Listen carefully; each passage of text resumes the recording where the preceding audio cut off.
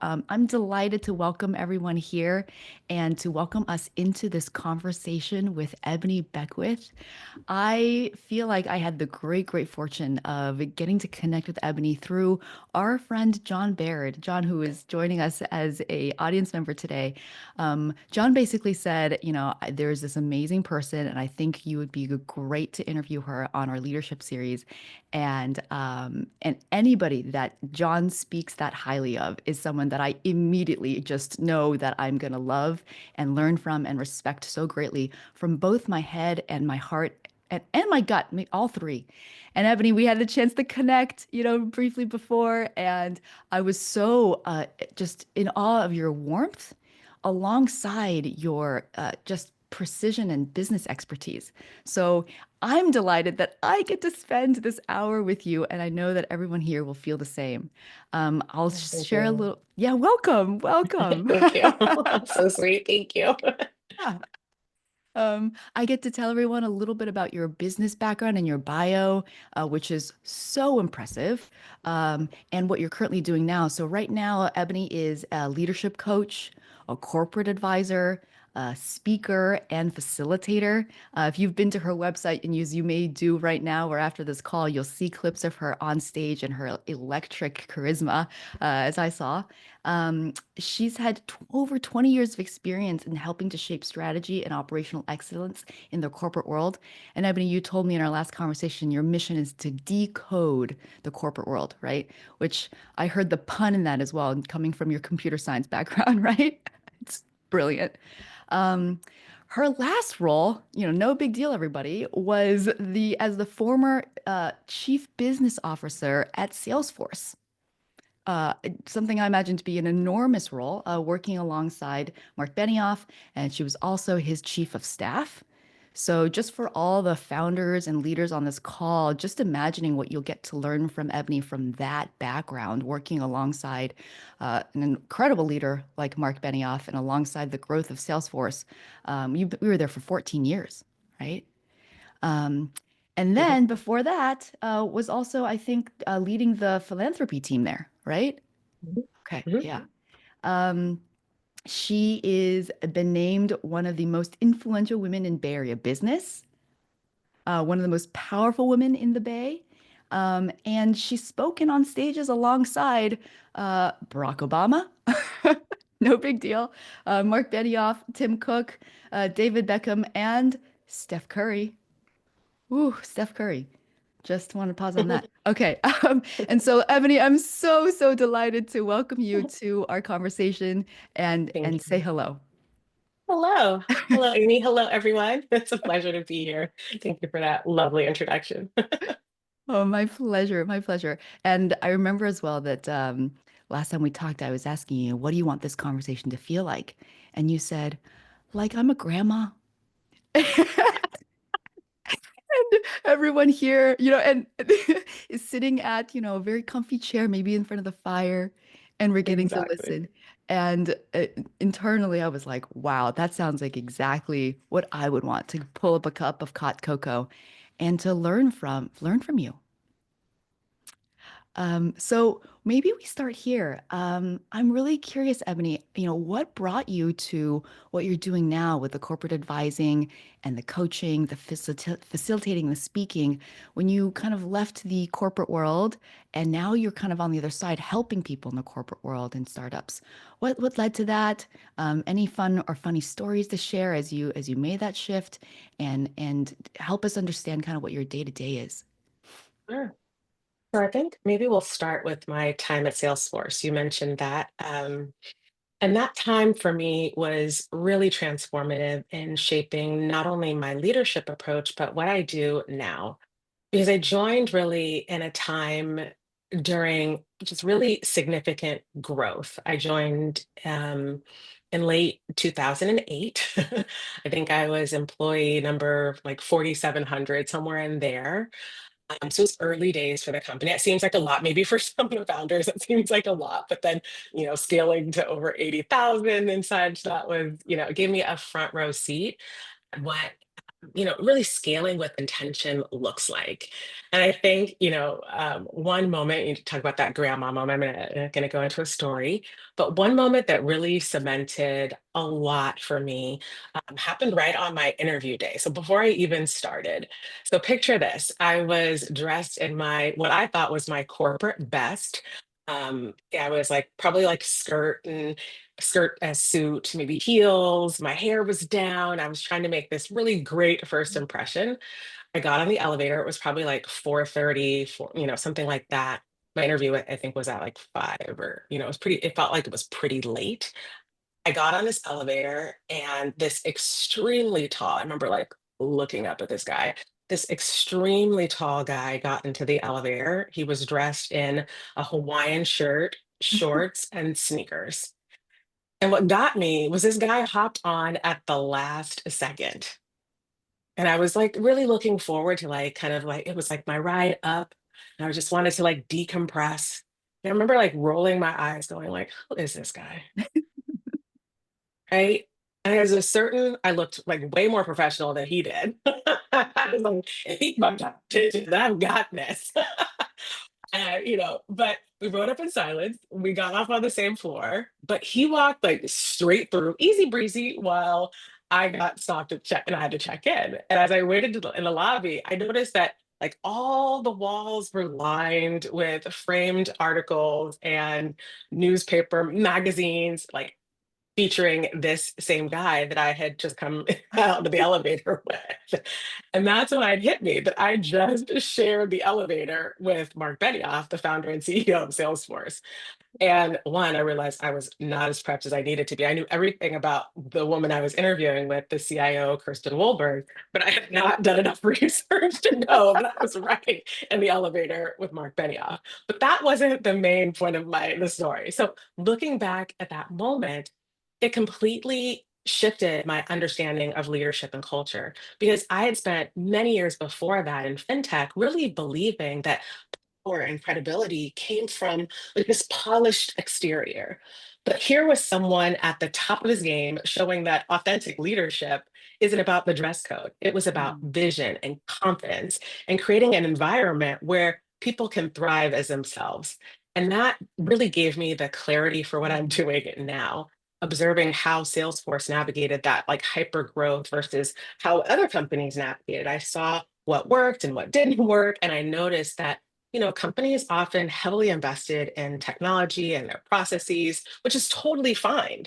But then they often underinvested in their people and their culture strategies. And then that gap really became my opportunity. And what I do now, as the theme of this talk is really help companies see around corners and help them anticipate those challenges that arise when technology systems and human systems need to scale simultaneously.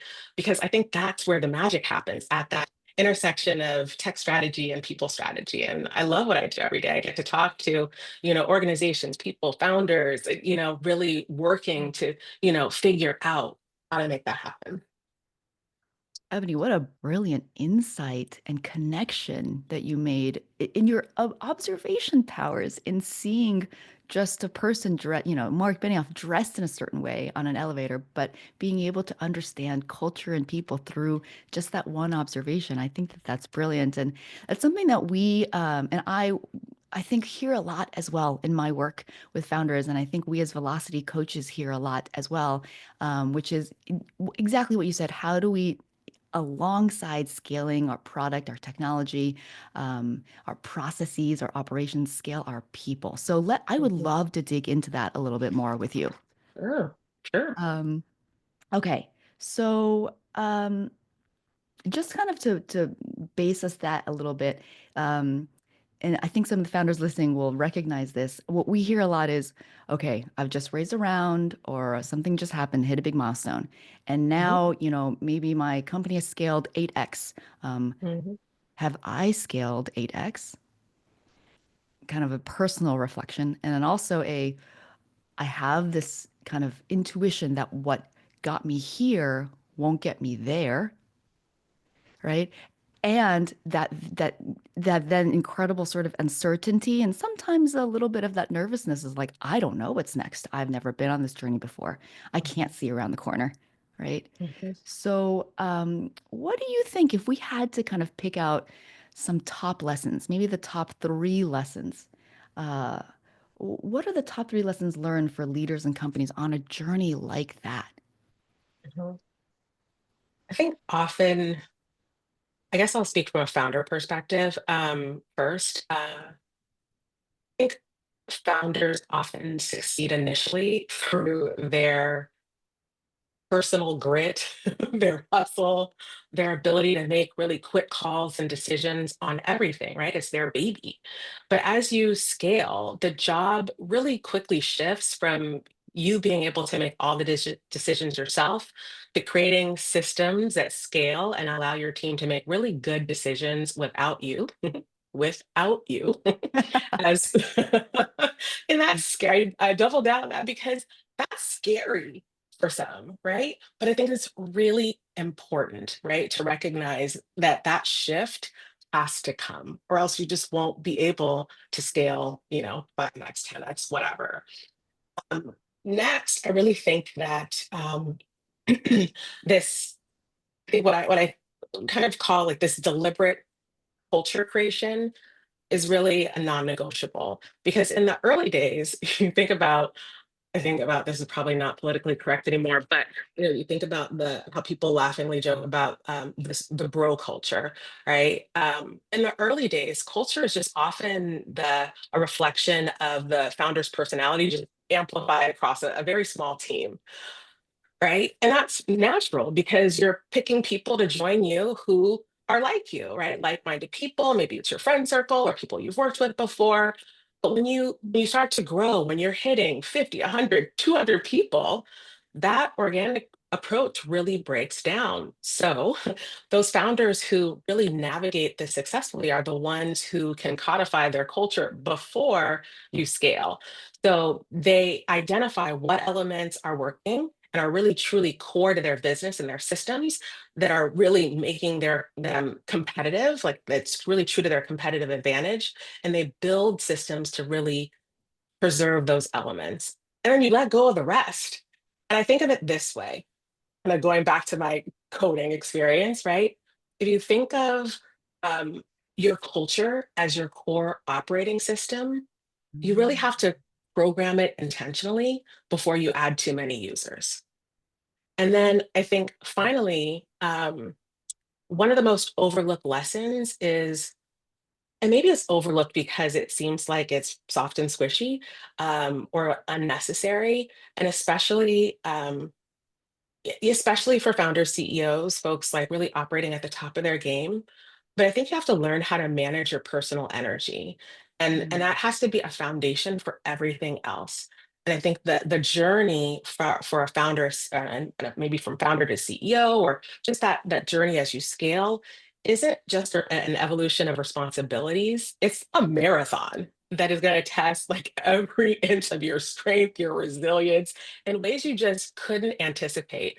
And I think those leaders who are able to scale successfully create those support systems for themselves and recognize that their energy, their resilience really sets the tone for not only themselves, but the entire organization. Oh, Ebony, so insightful. And I'm also just so impressed that I feel like you've really nailed three really exact things on the Mm. head.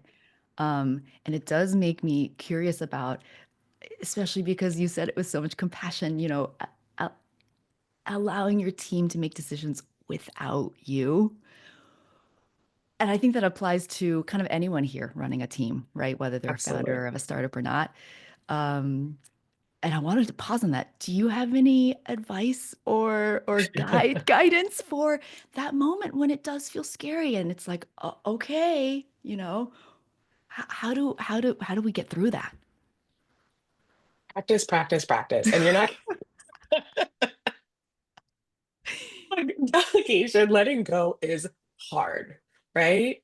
You think if you think about it like through the parenting lens, when you let those baby birds, when you let the kids fly, or you have to let them go and do things on their own. It is a natural progression of anyone wanting to help people, teams grow, thrive, and succeed, right? You have to start testing the boundaries. So I think starting small if this is really a challenge, start with something that, is low stakes, right? Build that trust muscle for yourself and your teams. And then Mm. once you start, feeling comfortable, delegate more, let go of more. And I think that's the way to kind of slowly ease yourself into it if you have resistance to it. And then you Yeah. just gotta keep practicing. Yeah, I hear in that as well, kind of a decision to do it. A decision to say, okay, I understand now that my job is to build this Mhm. team, is to build the engine that runs the company, not to Right. get the task done. That's right. Yeah. And I think that's a really good distinction. You go from being this decision maker to the like more decision architect, right? You need to build the framework that allows your team to make good decisions without you, right? So you have to set those parameters so that they know, like, this is what should happen in this scenario, right? And so, you have to allow them to, you have to set the conditions so that Mm. they can be successful. That does remind me a lot of parenting. I have a 20-month-old, and it's so much of my, I think, my job as a parent is to create the environment. Hmm.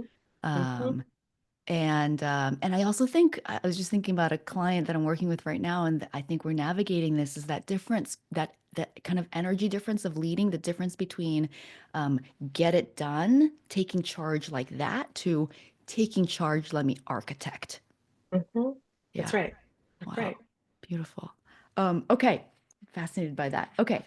Um, so let's talk a little bit about when we start getting to like 50, 80, 100, 200 people. And you said this word earlier, trust.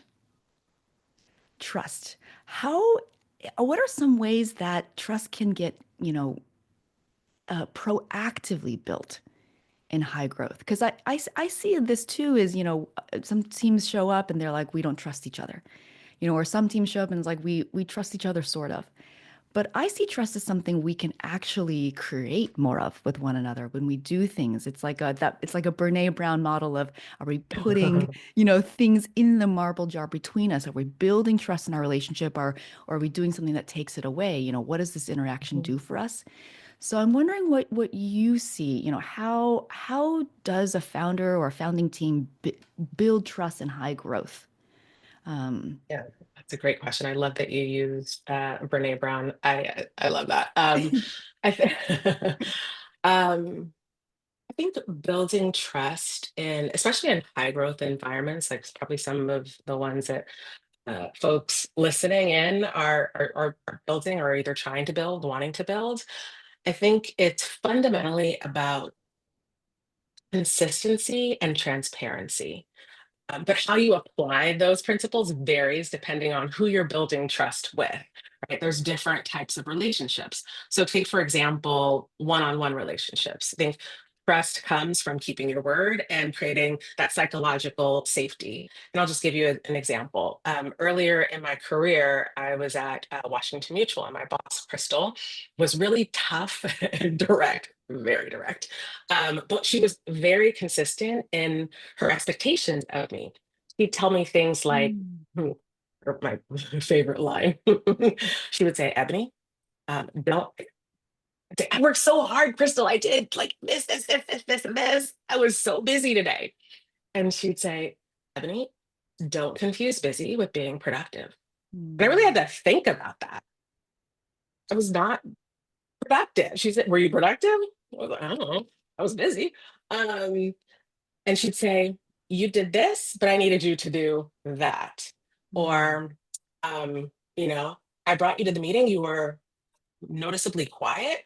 I didn't bring you to the meeting to be quiet. I brought you to the meeting to share your perspective. So when I bring you to meetings, here's my expectation of you. Again, setting the parameters for me to Mm. be successful, right? Um, Her directness was not always comfortable, but it created absolute clarity for me. Mm. Always knew where I stood with her. And that consistency made me trust her completely. Even though, and even when her feedback was very challenging for me. Mm. And so that's how I think trust can be built in those one-on-one relationships. And I think that's key. Crystal and I are still, she's still a mentor, a friend to this very day. And that was over 20 years ago.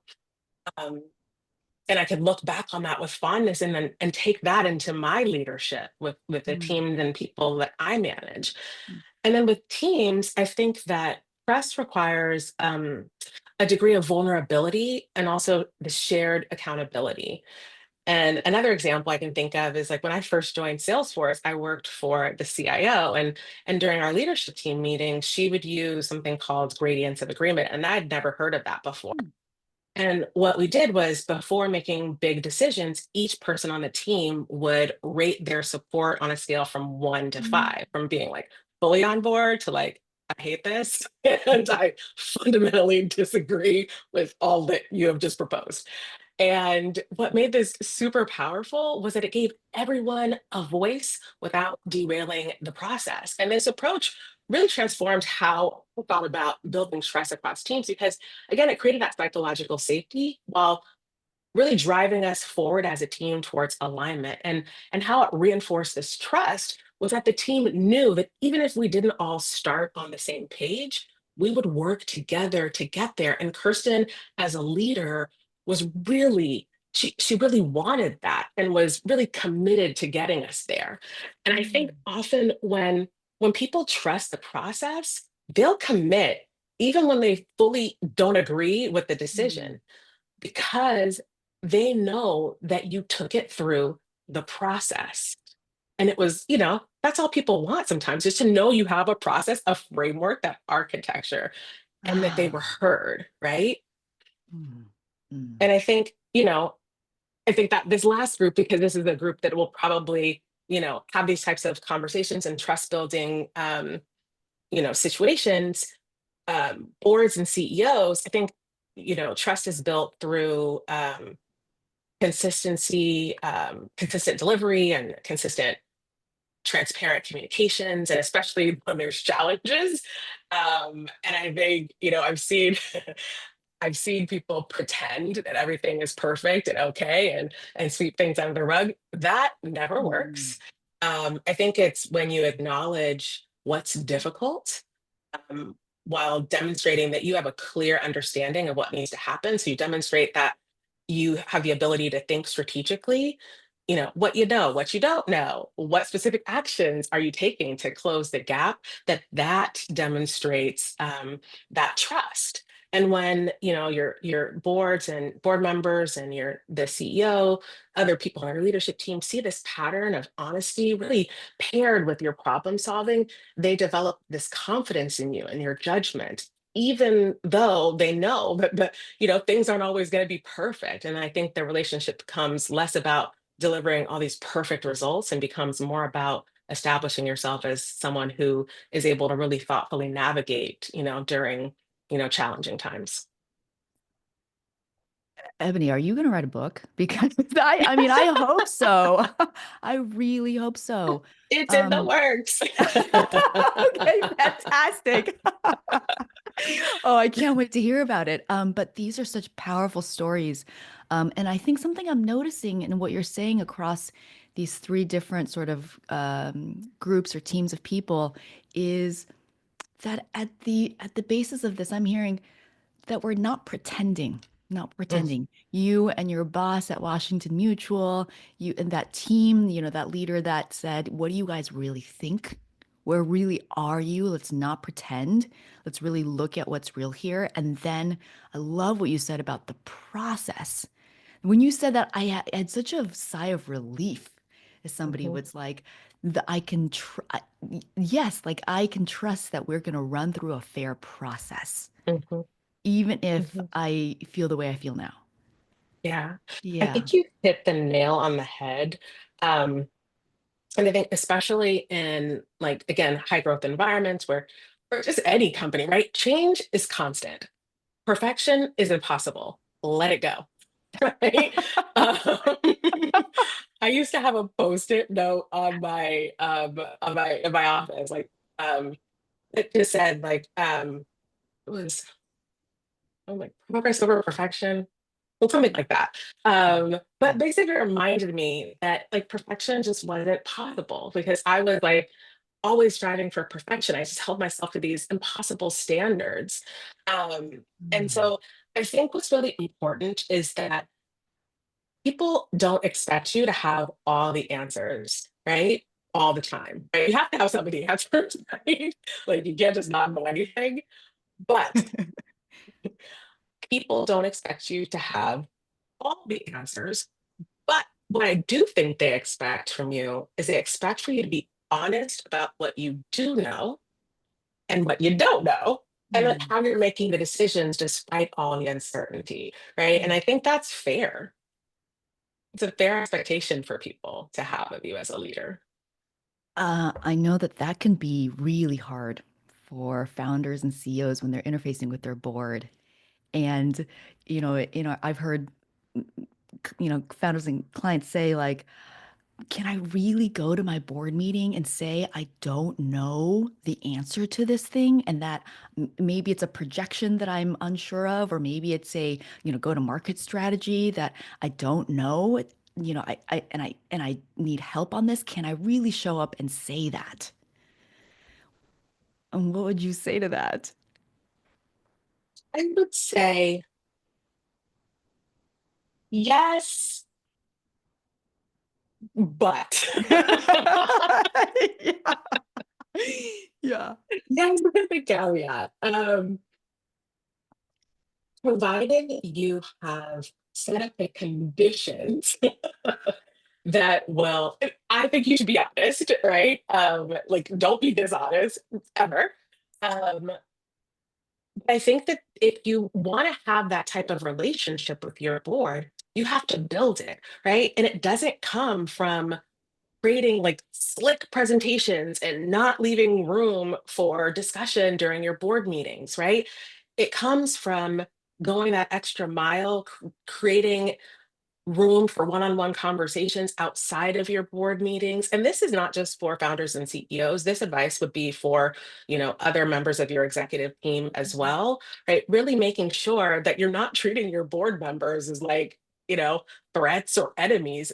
You invited them to join the board for a reason. They had um, Mm. and a measure of expertise probably, or they had a vested interest in your success. So they are there to help and advise, right? And so sharing all of the helpful, relevant information is going to be to your benefit, right? So thinking of it that way can be a shift, but you do have to nurture and develop that relationship, right? To make it non-adversarial. And I think that a lot of times, having those impromptu conversations, checking in, setting up those conditions can go a long way when you have to have those hard, tougher conversations in the boardroom. Mm. Mm. Fantastic. And I want to come back. You just said so many things in this last piece that I am vibrating about, but I want to come back to your boss being very clear with you and consistent with you on your feedback. Ebony, I expected you to speak up in that meeting and you didn't say anything. Ebony, you were busy but not productive, right? Um, and I Wrong. wanna, I wanna, um, I'm sorry if you're watching right now, Crystal, but you weren't. We Crystal, laugh you're my about it hero now. We right just had now. lunch a couple weeks ago, but and she was like, "Yeah, I expect she was grooming me. She was coaching and mentoring me. It was amazing. It was probably one of the best experiences I had." Yes, and that's what I want to get to is when, as a leader, you are in that role to be able to do that for someone, right? It could also even be a peer, and it certainly could be upwards as well, Mhm, mhm. right? What gets us over that hump of, am I going to be mean? Oh, this is going to be so uncomfortable for me. It's easier for me to just pretend this isn't happening, maybe, or maybe I'll try to deliver the feedback, but I'll kind of soften it, you know? What allows us to be more like Crystal? Well, going back to Brene Brown, the brilliant Brene. she has this quote, and I'm probably butchering it. I should probably make sure I get it right. But I think it goes something like clear is kind and unclear is unkind. And I just love the sentiment of that, because it just demonstrates the fact that we need that with clarity paired with compassion, right? And I feel like Crystal cared enough about me and my growth trajectory to be honest with me. And I was able to recognize, even though it was very uncomfortable, I was able to recognize that and action it.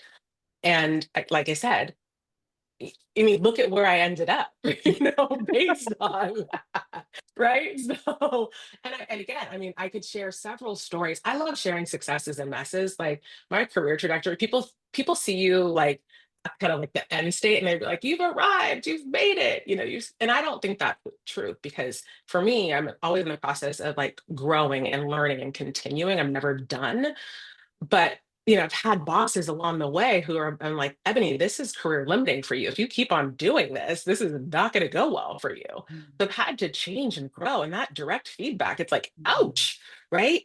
But it's mm, those bosses, it's those moments that have been like smelling salts for me, the wake up call. So I mm, think that if you're struggling to give someone feedback, I think look at it the other way.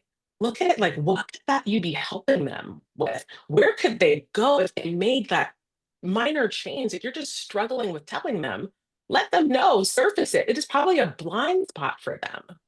Like, I'm very dyslexic, and making mistakes with numbers, and like I would get dates and the days messed up in my head, and I just wasn't slowing down to check something when I first started Salesforce.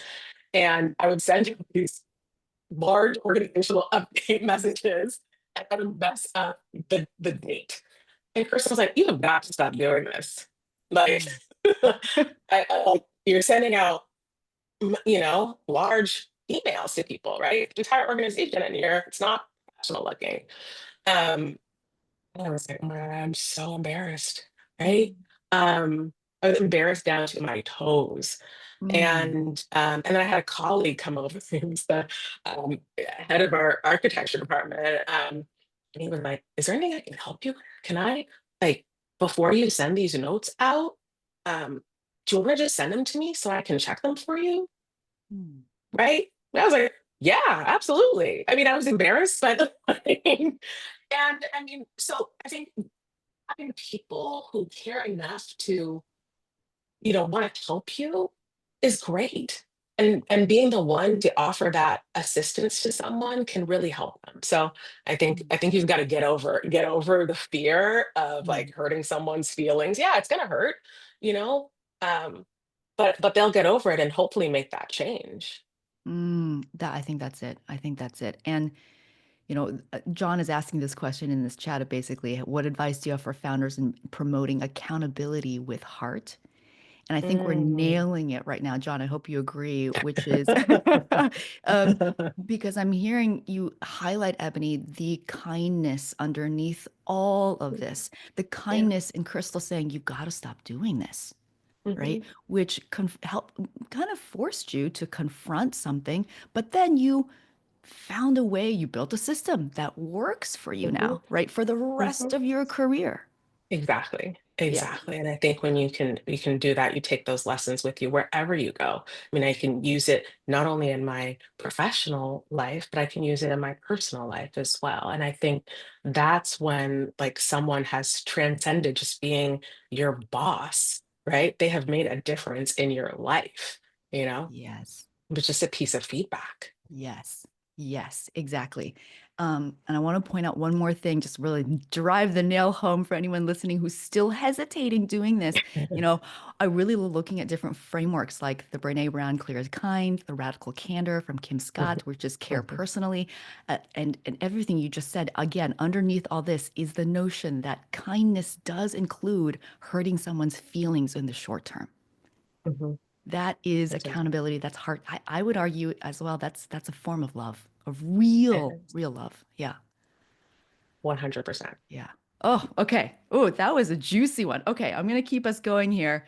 Okay. Um, Okay, we can talk about delegating. Oh, you know what? I want to talk to you about mentoring. Oh boy, I mean, yeah, I mean, this is already a thread we're pulling, but that's my I'm, hot button now, Amy. well, I'm glad I found it. All right, get ready.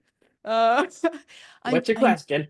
I mean, I know mentoring is such a key part of your ethos. It's something you've benefited from, but also have built systems for at places like Salesforce and provided mentoring for so many people.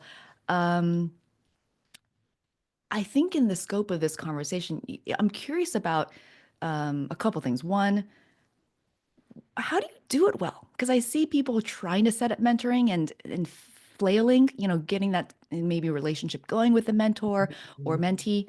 And then two, what is it about mentoring as a system that can help an organization scale? Maybe we start, maybe, I don't know, you choose, we can start there, but how can it be like an advantage to as you're growing or scaling your organization? I'm gonna take a breath. Still, it's just like- okay. All right. So where to start? All right. So I think that far too often mentoring is misunderstood. Um, Again, I think it's maybe perceived as giving advice, like sitting in the office and Amy is telling Ebony what she should do. And, it's like, it's soft, right? It doesn't feel like there's any benefit to it. But actually, I would reframe it and think of this as a strategic investment in your organization's future capacity.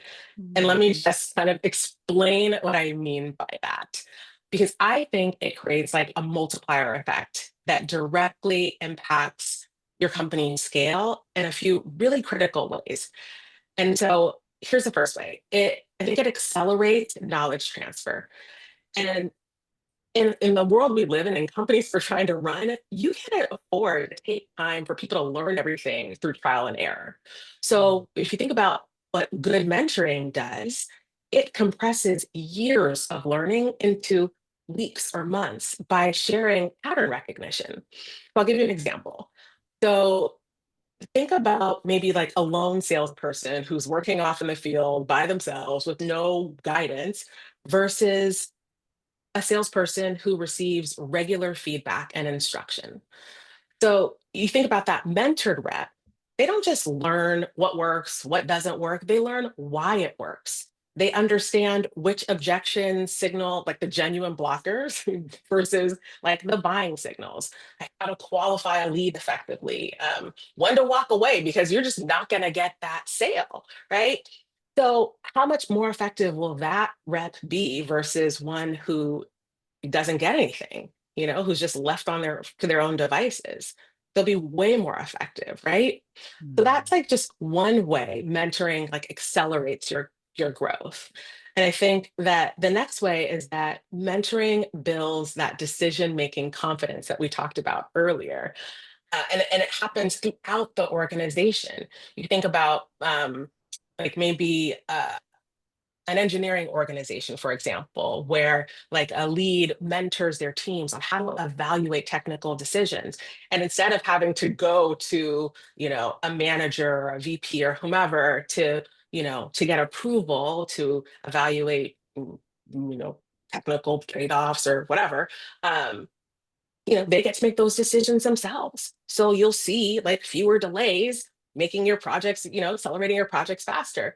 So this is a way that you speed up decision making within your entire company and you make sure that everything stays aligned. So, this is more than just giving advice. You basically empowered your team and imagine that across your entire organization. So, that decision making confidence muscle is huge for organizations. I love that. And I think the last and maybe one of the most important ways is that mentoring creates institutional resilience. And I think the companies that scale most effectively aren't dependent on just one person. It's not Ebony, it's not Amy, it's not whomever. when you embrace this mentoring concept and it's embedded, like really embedded into your company's DNA, that knowledge isn't walking out of the door when someone Mm. leaves. I Whoa. don't think, yeah, right? No example needed there, right? It's very clear. And Amy, I think the most common mistake I see is, and why it's such a hot button for me, is that most I don't think companies, but it's when people treat mentoring as a nice to have rather than a strategic priority. And I think that a lot of leaders get caught up in the naming of it.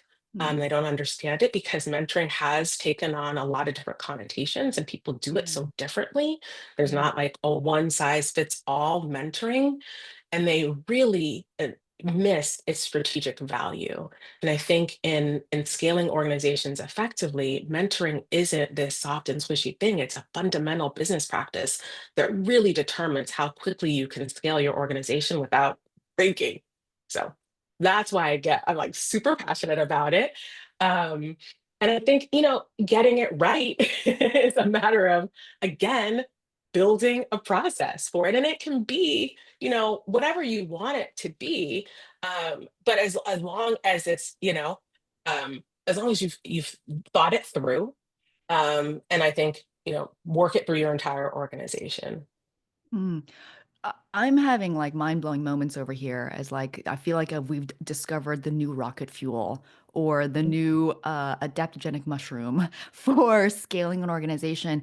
And it's blowing my mind because I think so many organizations get stuck putting all of this on just the manager who probably was promoted recently and may not have a lot of experience managing people, and then, is doing all these things with, the best effort, best intentions, but always on, that kind of thing. And also thinking about how the most effective managers are a type called connector managers, which is connecting Mm. their people to resources, probably like mentors, so they don't have to be doing all that work and being, clogged down with that.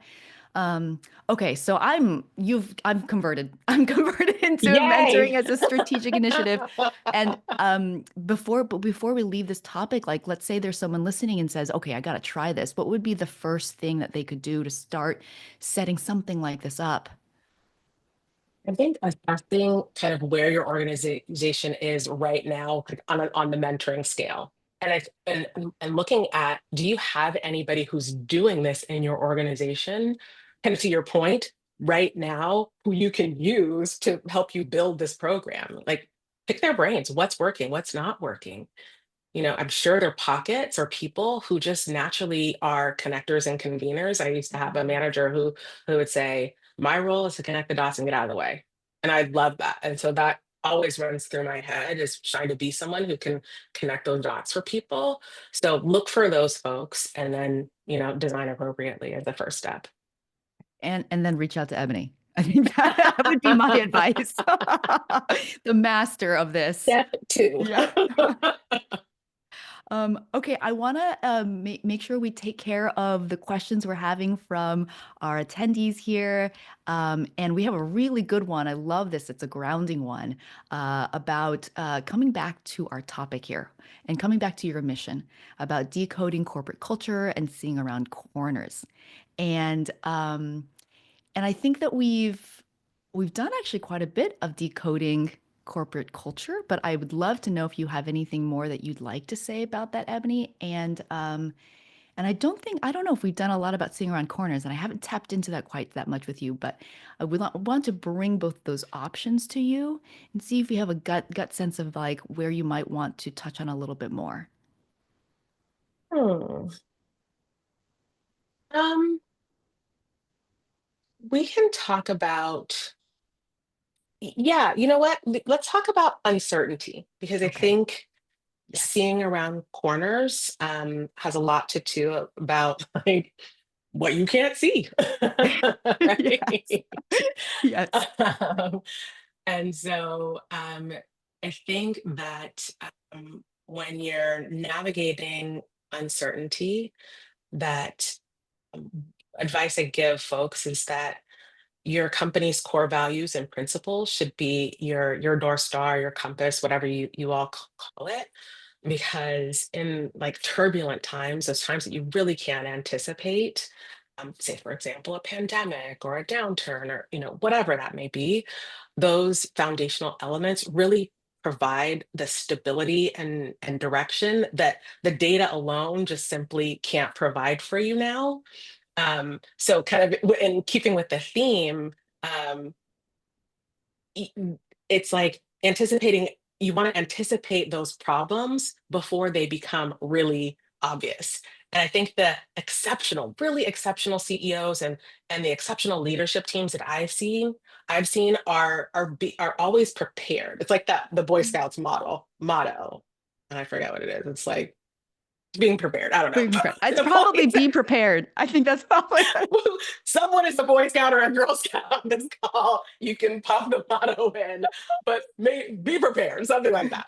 But I think that if you're prepared for the unknowns by embedding your vision, your mission, your core values into your organization's DNA, you will be way more ahead than most companies.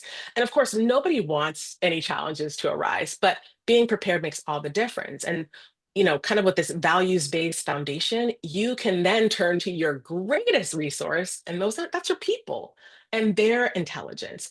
And I think that those closest to the work many times have the best insight about how to navigate you through these uncertain times. They know what's going on. They have the boots and the feet on the street, right? And they see how things are playing out, and so they're really able to offer some of the best perspective that executives might miss. So I would say don't discount your peoples during these times, and really look to them for guidance as well. And then looking at diverse external perspective, particularly those from, industries or companies that may be experiencing similar challenges or may have experienced similar challenges. Ask them for their, advice, opinions, kind of lessons learned, that may be particularly valuable in helping you see around corners. Mm, okay. I feel like the need to, or desire to kind of repeat back what you're saying, because I think it's so profound. Like I'm hearing you say, the last point, which is get yourself some mentors on that external people who have been through it before and can compress years of experience into weeks of learning or navigating a difficult situation for you. And look at history, right? Nothing is really Mhm. that new, right? We've been through things like this before. So I love that. I love what you're saying about, a North Star, mission, vision, values. I think I see some companies really get that and the power of those things, and I see some companies sort of like, oh, I guess we should have it, and we will, yeah, yeah, or we have it, and do we really use it? I don't, you don't, do you see? Do you not see that? Oh, you're just saying no, don't do that. Yeah, don't do that. Yeah, yeah. Yes. Yes, because it can serve as such a powerful guide in where we're oriented, right? Mhm, mhm. And it creates, I think, as well, the system that everyone can turn to, this external standard of what we're doing here that empowers your people to do the things that a company needs to get through uncertainty, which is, creativity, innovation. Where do those come from? Your people. Exactly. Your people. Yeah. 100%. Yeah. I also want to share a quote that I think about a lot, and I want to offer to everyone here, which is, I forgot who said it, maybe Bruce Lee or someone else, but the best way to predict the future is to create it. Mm, I And I like that. think you can only do that if you know what you stand for, right? Your Mhm, mission, vision, values, mhm, right? And if you have the system to create things, which is your people. mhm. And it really has to live within you as the, founder, CEO, executive team, and then, live within your people, right? So it just can't be words on a slide or, things you say, during the all hands meeting or whatever. It really has to be a part of, the company DNA, and not just be, it's something you're giving lip service to. Because when you need, like, kind of to echo your point, when you really need to rely on that as your North Star, you don't want it to be like, what? We've never even, what are you talking about? We never heard that before. Yeah. Yeah. Okay, we have another question, which I'm going to connect with something kind of make a connection here. Um, I personally coach a lot of female founders, female investors, and people who are trying to increase their influence in the world. And I think that that's kind of can be broad, right? And I think many of us may find ourselves in situations where we'd like to have more influence, whether we identify as a woman or a man or et cetera, right? And I wanted to talk about influence. I get to ask the woman who's been named, one of the most influential women in the Bay Area, right? But I'm really curious about how you approach that. And when you think about what creates influence within a group of people, or when you show up and you're thinking about that, or when you think about times when you've been influenced by someone, how can someone listening here increase their ability to get their ideas heard, bring people along, and lead such that people would follow them through this lens of influence? Mm, yeah, leading in a way so that people follow. That's key, right? No one's followed you. You're a leader. Yeah. Don't care what your title says, what it says on your business card, and how much they pay you. So I think um, the other thing that I think people kind of get wrong about influence, and I hear it a lot, is like, I want that seat at the table. Um, Mm, and influence isn't just about getting a seat at the table. Getting a seat at the table is nice, but it's also about making that seat matter. It's about what you do when you have that seat. It's about ensuring that when you speak, people listen. When you act, things change, right?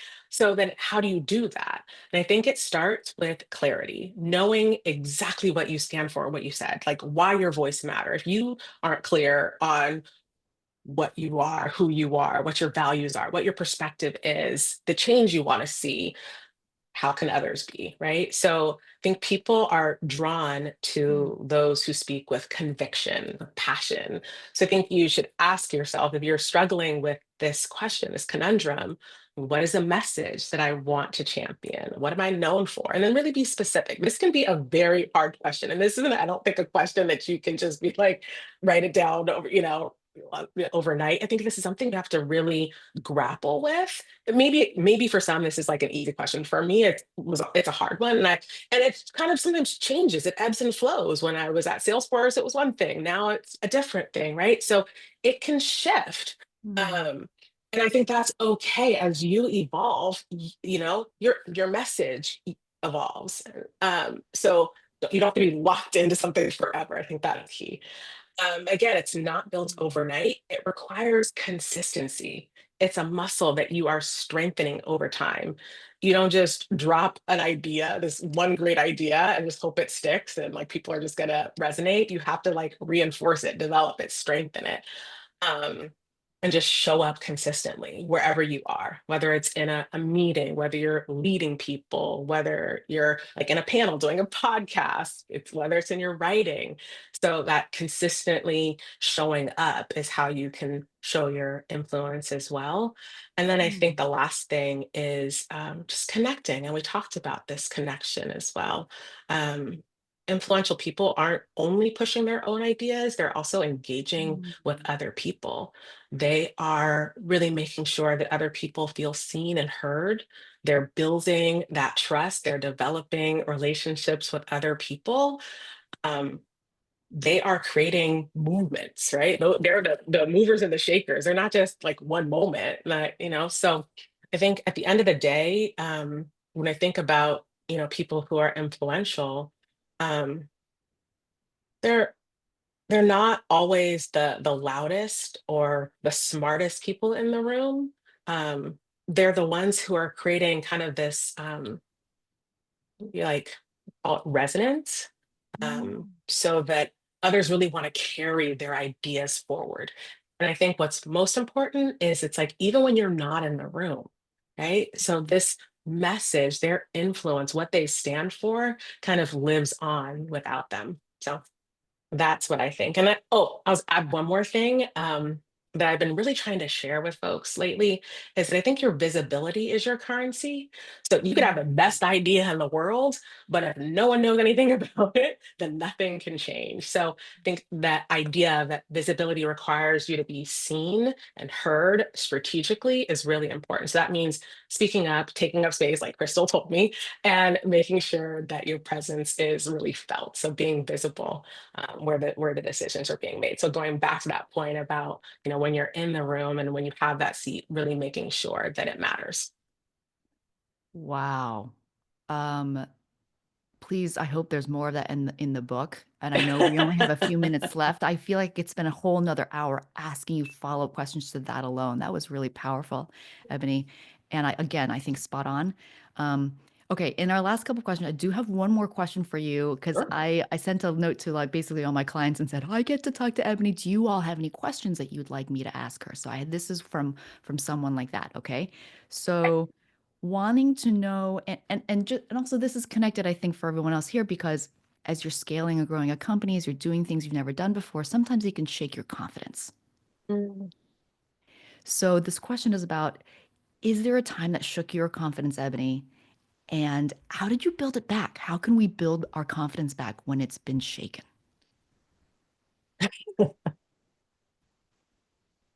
Honestly, my confidence gets shaken a lot.